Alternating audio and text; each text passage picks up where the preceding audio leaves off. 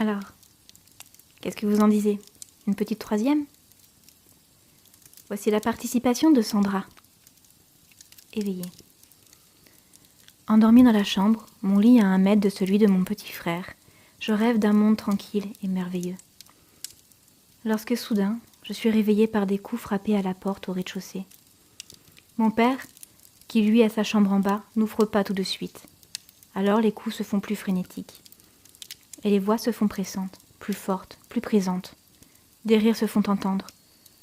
Sur les 5 personnes endormies dans la maison, j'ai l'impression d'être la seule éveillée. J'ouvre les yeux lorsqu'enfin j'entends la porte se déverrouiller et la voix grave de mon père inviter nos invités nocturnes à entrer. Des bruits sourds se font, des tintements de verre et des chaises qui raclent le sol. Des éclats de rire me parviennent alors qu'ils sont tous entrés, la porte se refermant enfin. J'essaie de me rendormir, m'enroule dans ma couette et écoute la respiration régulière de mon frère. Puis, je succombe au sommeil. Cependant, presque 10 minutes plus tard, je suis à nouveau réveillée en sursaut. Une chaise vient de tomber et le bruit sourd que la chute a créé est remonté jusqu'au premier. J'ouvre les yeux dans le brouillard, me tourne vers Alex. Mais il dort encore. Il en a de la chance. Je reste un moment les yeux ouverts, fixant le plafond et attendant dans l'espoir que nos invités disparaissent pour rentrer chez eux. Sauf que rien n'y fait. Et plus j'y pense, plus je tente de m'endormir et moins j'y parviens. Alors, je me redresse, m'apprête à allumer ma lampe de chevet, quand je remarque que la porte de notre chambre s'entr'ouvre. La lumière s'infiltre à travers l'embrasure, laissant ainsi apparaître la silhouette de notre cousin, Louis, qui dort dans la chambre en face. Je ne distingue que sa longue silhouette fine. Une fois qu'il est entré dans la pièce, il repousse la porte, et je ne le vois presque plus. Seule son ombre m'indique encore qu'il est présent. Au début, il ne dit rien, se place au pied de nos lits et nous observe. Je fronce les sourcils, essayant de voir les traits de son visage, mais je n'y parviens pas. Alors je fais comme lui. Je le regarde en silence, tous deux concentrés sur le bruit qui nous parvient à travers le plancher. Voyant que nos invités ne sont pas décidés à partir, et entendant de temps en temps la voix de mon père parmi les leurs, je me recouche. Je garde le regard sur l'ombre de mon cousin. Celui-ci se déplace. D'abord plus près du lit d'Alex, il pose ses mains sur son sommier. Puis il recule et se cale sur la commode au fond de la chambre. Sa silhouette me paraît plus grande que d'habitude, mais il fait si sombre que mes yeux peuvent me jouer des tours. Dans un nouvel éclat de rire, j'entends Louis soupirer et grogner.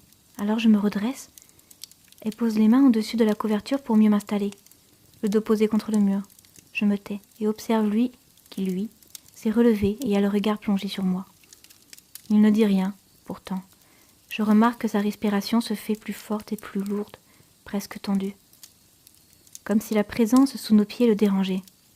« Tu ne dors pas ?» lui demandai-je devant l'évidence même. « Non, et toi non plus » me répond-il avec sérieux. Le silence se réinstalle un moment entre nous, et j'ai l'impression qu'il est pesant. Je me demande quand même qui est chez nous en ce moment, et pourquoi lui n'est pas descendu avec mon père pour discuter. Il est plus vieux que nous. Cependant, il reste là, dans le coin de la chambre, la tête tournée vers la porte. Je suis son regard, mais je ne vois rien. Alors je l'examine. Il est là, posé devant moi. Je crois remarquer qu'il a encore grandi. Mais si je sais que c'est impossible. Pourtant, je remarque qu'il a le dos voûté, les mains dans ce que je crois être ses poches, et les jambes droites, sans un pli apparent. Sa silhouette est étrange, différente de celle que je connais de lui. Mais ça ne peut être que lui, car personne d'autre ne dort au premier sous les combles, à part Alex, moi et notre cousin.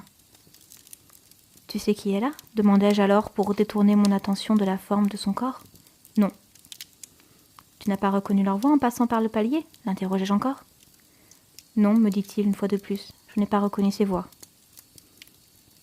Mais t'es bien passé devant les escaliers, tu ne les as pas vus ?»« Non. Et toi, pourquoi tu n'irais pas voir ?» réplique-t-il sur un ton froid.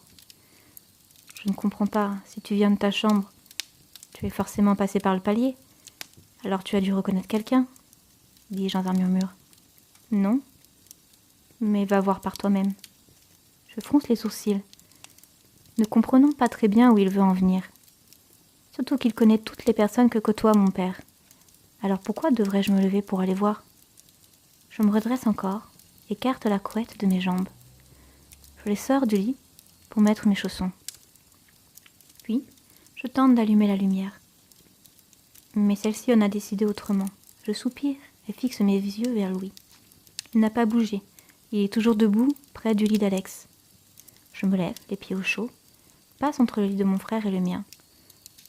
Je me retrouve aux côtés de l'ombre, qui représente Louis, et la frôle en passant entre elle et le sommier de mon frère.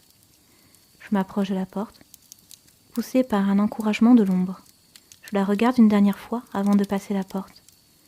Elle est plus près encore des pieds d'Alex. Sur la pointe des miens, je me place au-dessus des escaliers. Je me penche un peu en avant, essayant de reconnaître les voix qui fusent juste au-dessous de moi. Je crois qu'il y a la femme d'un ami proche de mon père et son mari, dont la voix est reconnaissable entre mille. En me redressant, je me demande même comment Louis a fait pour ne pas se douter de l'identité des invités nocturnes. Au moment où je m'apprête à faire demi-tour pour retourner me coucher, la porte en face de moi s'ouvre. C'est la chambre de Louis. Et il est venu seul pour quelques jours, alors je m'arrête et fronce les sourcils en voyant la personne qui dort de cette pièce. Je me rapproche de la lumière, montrant ma présence. Je le reconnais tout de suite, mais je ne comprends pas très bien. « Qu'est-ce que tu fais là ?» demandai-je d'un ton sceptique. « Je viens voir qui nous réveille en pleine nuit, grogne mon cousin. »« Mais, soupirai-je en suspendant ma question. Mais quoi ? Tu n'étais pas dans la chambre avec nous ? Le questionnai-je, prise de panique. Pourquoi j'irais dans votre chambre ? Je dormais, moi, râle Louis en répondant à ma question par une autre. Alors, qui était avec nous, si ce n'est pas toi ? Lui demandai-je d'une voix chevrotante. Personne. Personne. Mais c'est impossible. À qui est-ce que j'ai parlé si ce n'était pas Louis ? Qui était là dans la chambre ? Je ne comprends pas. Je fronce les sourcils. Crois que mon cousin me fait une blague. Pourtant, en observant ses yeux, je remarque qu'il est autant perdu que moi. Dans une hésitation totale, je me retourne et me dirige vers ma chambre. Pièce que j'ai quittée pas moins de 5 minutes plus tôt, laissant mon frère seul avec l'ombre.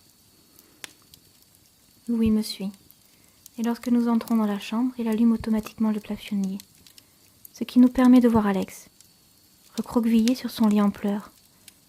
En revanche, il n'y a pas l'ombre d'une trace. Il n'y a personne dans la chambre. Cependant, une multitude de questions hantent mes pensées à cet instant. Qui était là ? À qui est-ce que je me suis adressée ? Est-ce que c'est une blague ? Mais surtout, pourquoi Alex pleure ?